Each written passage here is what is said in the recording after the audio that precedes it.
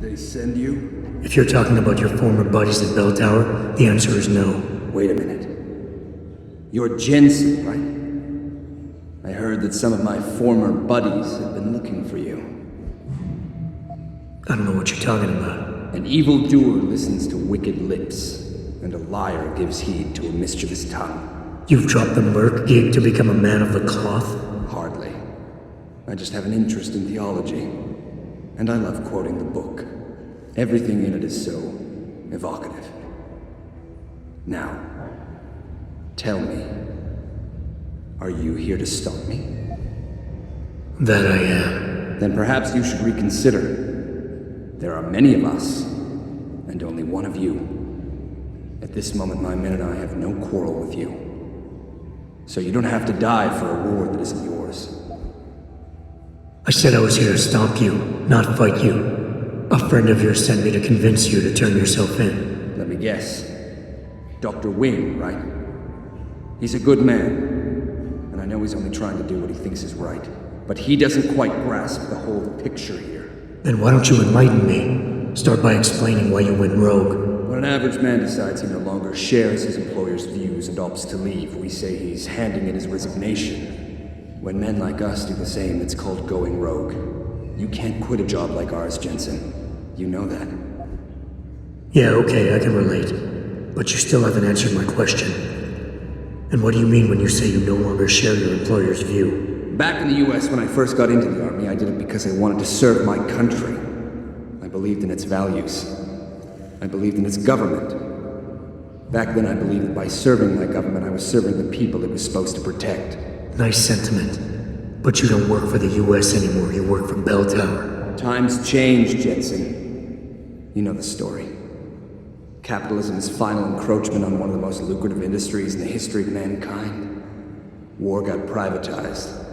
The US military offloaded its special operations to PMCs like Blue Water Global and Bell Tower. I believed that as long as they were working for the government, they were serving the same cause.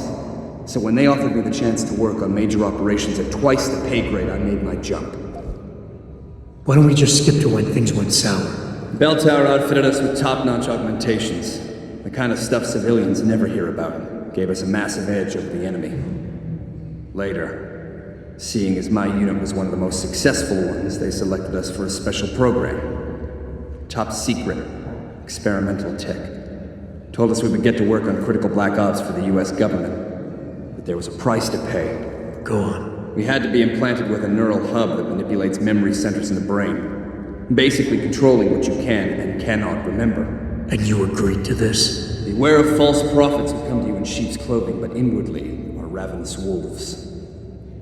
The augmentation was supposed to keep us safe, make sure we'd never remember details if we fell behind enemy lines.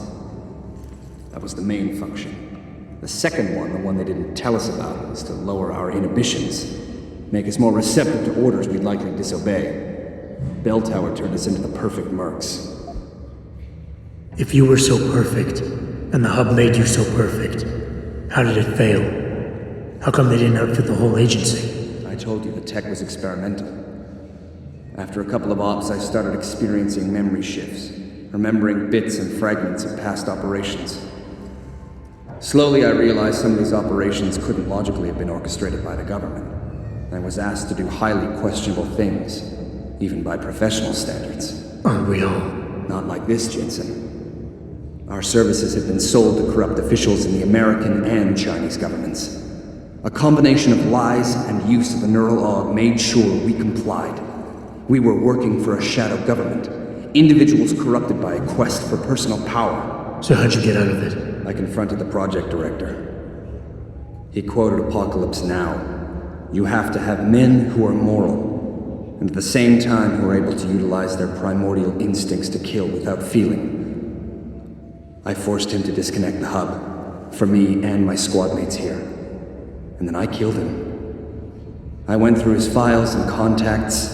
I know who these corrupt men are now. They've turned us into killing machines, and now they'll get to experience their experiment firsthand.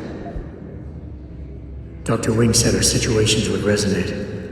I don't think he realized it might go both ways. Some men deserve the justice we bring on them. Do what you have to do, Zelazny. I won't get in your way. I appreciate that, Jensen. I didn't want you to die for a cause that isn't yours. These men I killed, and these men I'm going to kill. They have names, families, they're people. Their deaths shouldn't be erased from my memory by some electronic software. They should haunt me, taunt me, until I finally meet our Lord and pay for my sins. But the men behind this, they deserve to die. And I think there's poetry in the fact that they engineered their own demise.